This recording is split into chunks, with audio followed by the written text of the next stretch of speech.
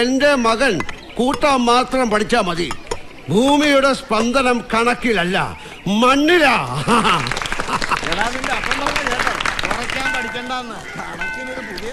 പൊന്ന ആ കിളവൻ ശരിക്കും നിന്റെ ആരാ? എന്റെ അപ്പൻ.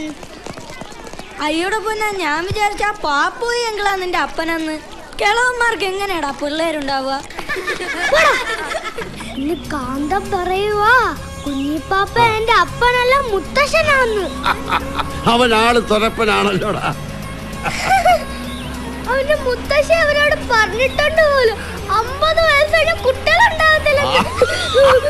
അതവന്റെ ആ കിളവിക്കായിരിക്കും. നിന്റെ അപ്പനുണ്ടാവുന്നു പോയി പറയടാ. അതെന്നാടാ അപ്പ? കുഞ്ഞിപ്പാപ്പ എന്റെ പാപ്പോയും കണ്ട ഒരുപോലെ ഇരിക്കുന്നേ. അവൻ എന്റെ മോനായതുകൊണ്ട്. പൊന്നും കുഞ്ഞിപ്പാപ്പ പോലല്ലോ ഇരിക്കുന്നേ. എന്നാല് പറഞ്ഞു, വലുതാവുമ്പോ നീ എന്നെ പോലാകും.